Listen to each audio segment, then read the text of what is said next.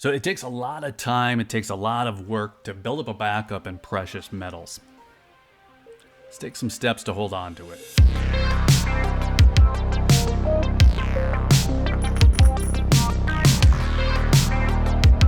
So I get that a lot of us are already convinced on the pros of owning gold. You wouldn't be here if you weren't, but I try to cover some of what's happening at the macro level that affects the price and lays the groundwork for future moves. I think it's important to know what's happening there, but the reality is that most of us are already long on gold and silver, and you don't need to be convinced. But there are all these other topics and questions on the ownership of gold and silver, aspects of planning, of logistics, like where to buy, how to store, and a lot of related things, and they're just not something that we can really talk about in a public setting. So we're going to do it here. Before we get back to it, if you're looking for gold and silver, hit up SD Bullion. New customers can even get gold and silver for spot. That's sdbullion.com/new.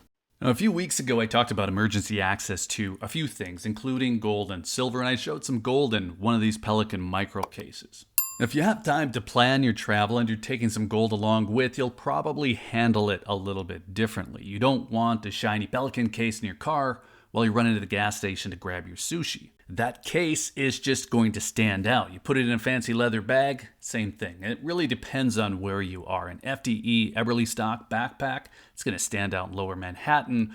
And a Tom Ford or Gucci sling bag is going to stand out in the Appalachians, especially if you got a purty mouth. The point is, don't draw extra attention. Now, maybe you're thinking at this point, look, I'm not in the habit of driving around with my gold. It doesn't really apply to me. I don't winter in the Florida Keys. Well, everything I'm about to cover here on lowering your profile and reducing your risk applies to home storage as well. We're talking about a physical asset, so there are 100 different reasons why you might end up traveling with it even if you don't think you will, or leaving it unattended for extended periods of time. And in these cases, a little planning goes a long way.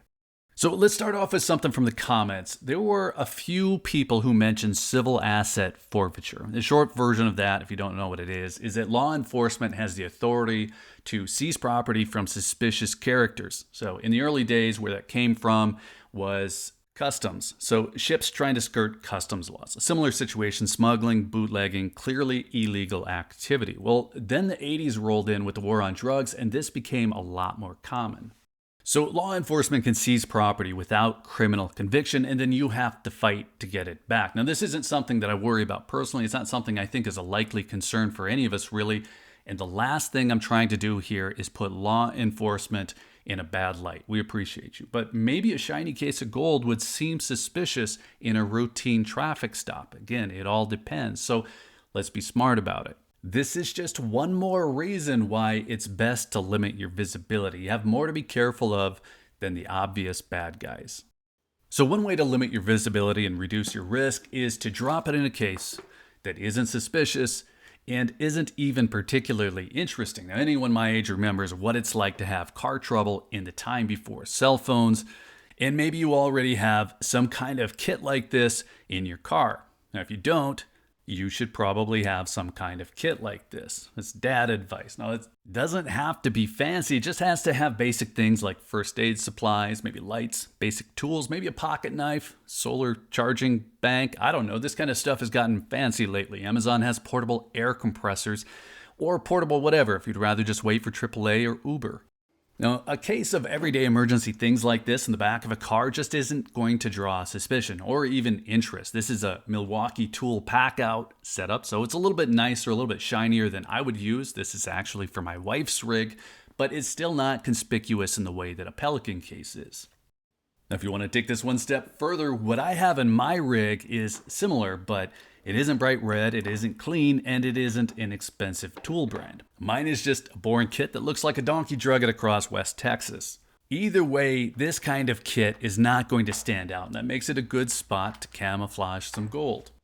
Now let's slow this down for a minute. What I'm showing here is quite possibly worth more than the car that it would be stowed in. And I'm not suggesting that we should all be just throwing our gold in the back of a car anytime we head out for the weekend.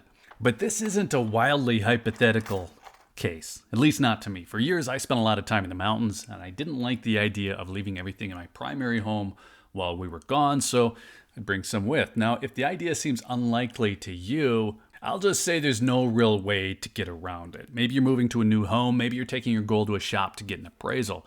Maybe someone needs to come grab it to put it in your coffin with you, but at some point the situation of moving your gold will come up. And in the meantime, it's the same idea whether it's in a car or it's in your home. We can store the gold and silver in fancy cases, we can lock them away in tool-rated safes, but those safes still stand out, regardless of whether the counter sunk into the foundations of our homes or, more commonly, just sitting in our master closet. Another way you could go is to just hide it in plain sight. So what's this? Light switch box? Some of them fancy switches make the bad guys think you're having a Christmas party while you're away, or is it actually a whole bunch of gold just casually hidden in a cardboard box? So your gold stored in a fancy case in an expensive safe probably has a similar level of risk to some gold stored in an inconspicuous, uninteresting, everyday box. Now, if you want to double that up, drop the switch box in your scratched up vehicle emergency pack, and you've now got layers upon layers. Now, you put all these things together, owning gold, moving it, avoiding scrutiny or even forfeiture. It's really easy and probably smart to hide something in a mundane looking case, and it doesn't matter if that's stowed under a seat in your car or it's in a cabinet in your home. Now, this kind of approach would probably avoid all but the closest inspection. Okay, so what did we miss? Well, I use beacons in all my cases, something like a tile or an air tag, and I do actually use safes to store most of my metals. Those safes are more or less part of the homes they're in now, and it's a very expensive way to go. It probably requires some help to set that up. I also vault some of my gold, and I think that there are some really good things that come out of that, but there are also some downsides. Regardless of all of these options that I have, I do tend to move around with some of my gold, and I'll probably continue to do that as long as this channel stays anonymous and I'm not getting carjacked on the way to the gym. I just like the idea of having some with me, and sometimes it's actually more secure to do that if I'm going to be away for a while. Now let's bring this idea down to ground a bit. Maybe the idea of hauling around $50,000 in gold is distracting from the idea. Just like I'm showing an emergency kit here without a speck of dust, I'm showing a lot of gold for effect. I'm Hollywooding it. Now imagine the same setup with 2 mint tubes of silver. I'm not sure that I think it's a bad idea to have that with you when you're traveling. Maybe it's a tube of fractional gold. And maybe it's 3 ounces of very well hidden gold. I could make a case for that too. So there are a lot of ways that I think this makes a lot of sense when we look at it in the right light. Just something to think about. So there are a lot of things going on in the fringe of these kinds of videos. I'm not dwelling on the first aid kits or the backup batteries here, but I am putting them in frame for a reason. In the last video, it was the backup drives and the fire bags. I think all of that is important. Now this is a gold channel, so that's what I'm going to stick to, but the reason to have gold in the first place is to be prepared, and there's a lot more to that idea holistically, so I would challenge you a bit to think about some of that if you haven't. Vince Lombardi got it right. It's not whether you get knocked down that counts. Well, let's make sure that we're able to get back up. So if you need some places to start, I'm going to add some product links in the description, and I'm sure others will have ideas in the comments. So let's call it good there. Let us know what you're up to. I would love to see some of your plans if you have them. I'm not casing you. We don't need specifics, but I know I'm not the only one thinking about these kinds of things. And then while you're in the comments, be sure to hit that like button if you found any of this interesting. Be sure you're subscribed with notifications turned on if you want to hear more on the topic. And if you're still here, thanks again for watching. I always appreciate your time. Take care.